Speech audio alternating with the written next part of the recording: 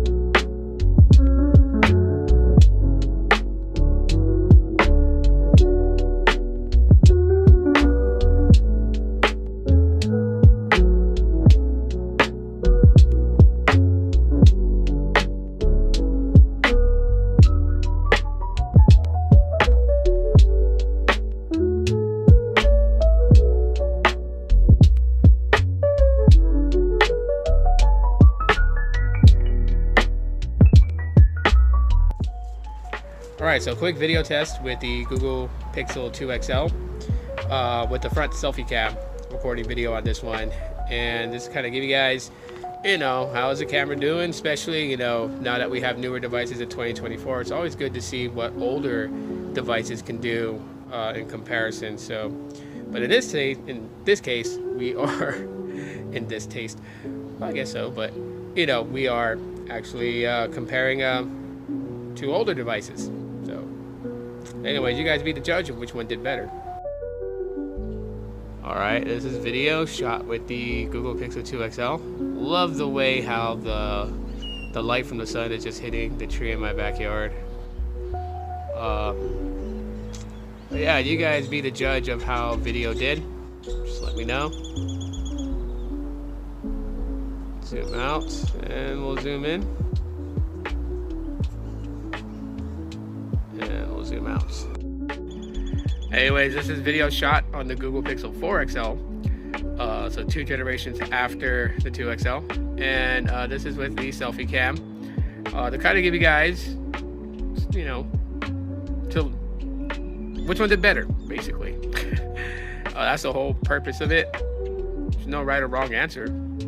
So just be, as honest as you guys can be about which one looked better, which one sounded better.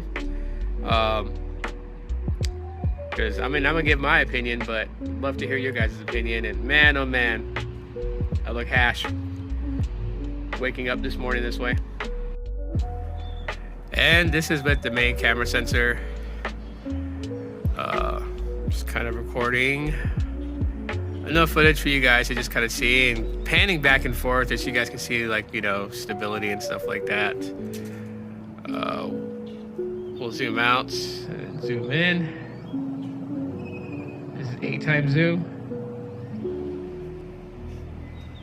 Yeah, so you guys let me know.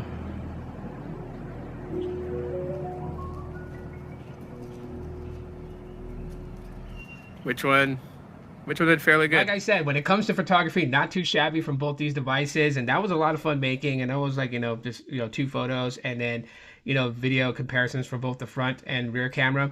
But anyways, the other big differences between these two is the user interface. Okay, the user interface is going to be one of the things that people really kind of look at a device. I mean, there are those that commented on my videos that still like the user interface of Android 11 and the way that it looks, and just how clean it looks to them. And then there's those that are okay with Material U UI and the ability to basically use your wallpaper to kind of theme out your icons and everything like that. I mean, the notification drop down, people have their thoughts about it. Some are reserved with the newer one. They don't like the pill shapes. Other ones like the previous ones. I mean, when it comes to the user interface, things are subjective to a degree. When it comes to the user interfaces being functional, they both pretty much, there's not a difference between them. I mean, they pretty much like have a layout almost identical. It's just a few minor things with the user interface that's different. And, so there's not really much of a comparison there. When it comes to battery life to both of these, I have, a real expectation to them. These are older devices, so I don't expect them to go as far as like my Pixel 8a can go. However, I am pleasantly surprised that I can get through a full day of battery with both of these, and that's just doing social media and a little bit of YouTube and stuff like that. Audio, both of these are really good in the audio department. I love the audios from the Pixel 4 XL. I think it's the best out of all Pixels currently at this time. Really haven't tested the Pixel 9 yet, but when I get my hands on one, and then I'll be able to make that determination. But the Pixel 2 XL has something that I really wish would come back to Google Pixels, and that's front-firing speakers. I can't tell you guys that watching content on my Pixel 2 XL has been a pleasure. It's been a joy, because the sound is blasting right at me. Like, you get that kind of with the Pixel 4 XL with the top firing speaker, but the rest of the sound comes from the bottom firing, and you only get that basically directional to you when you have it cupped. The Pixel 4 XL obviously is going to take it in a lot of the departments when it comes to these two devices, but the Pixel 2 XL is not a weakling, and it sure as hell is not a shutout victory for the Pixel 4 XL.